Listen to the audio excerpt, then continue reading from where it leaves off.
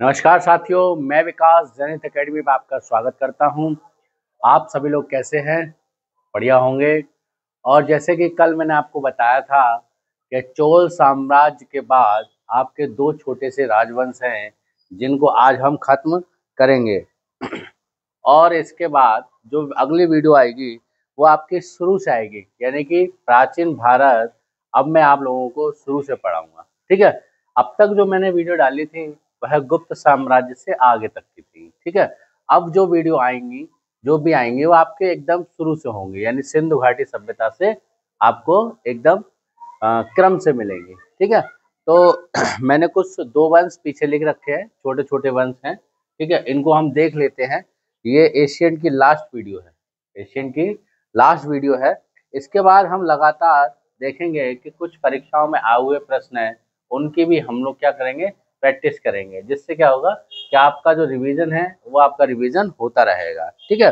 Revision एक अच्छा माध्यम है याद करने का, तो आपको रिवीजन करते रहना चाहिए, ठीक है। तो चलिए पहले देख लेते हैं। सबसे पहले है देवगिरी का यादव वंश, ठीक है। देवगिरी का यादव वंश, ये थे कौन? तो ये कल्याणी के चालुक्य के सामंत थे। तो कल्याणी के चालुक्य थे, उनके क्या थे? ये सामंत थे।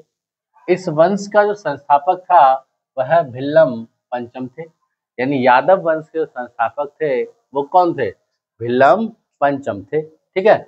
इस वंश के जो अंतिम शासक थे वह रामचंद्र थे। अंतिम शासक कौन थे? रामचंद्र थे, जिनका युद्ध अलाउद्दीन के सेनापति मलिक कफूर से हुआ। और रामचंद्र ने क्या कर दिया? मलिक कफूर के सामने आत्मसमर्पण कर दिया। क्या कर दिया? आत्मसमर्पण कर दिया, ठीक है। अब यहाँ से प्रश्न कैसे बन सकता है?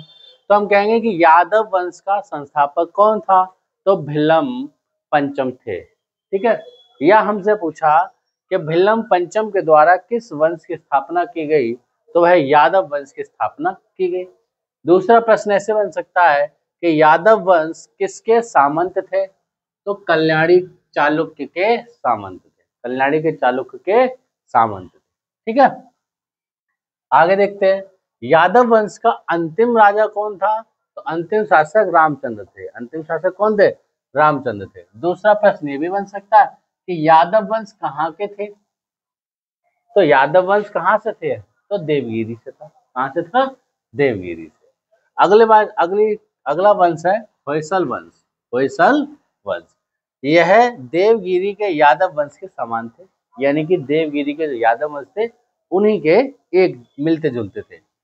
लेकिन ये लोग द्वार समुद्र के यादव कुल से संबंध रखते थे। किससे?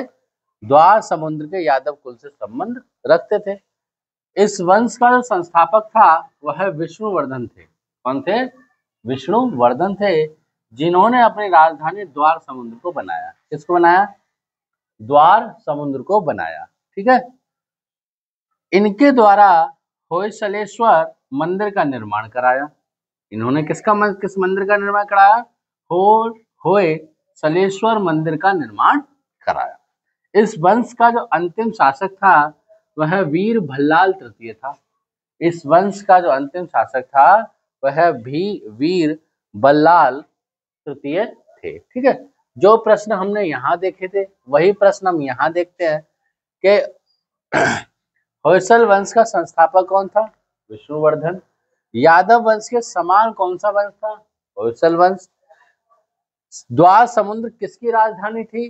तो द्वार समुद्र विष्णुवर्धन की राजधानी थी।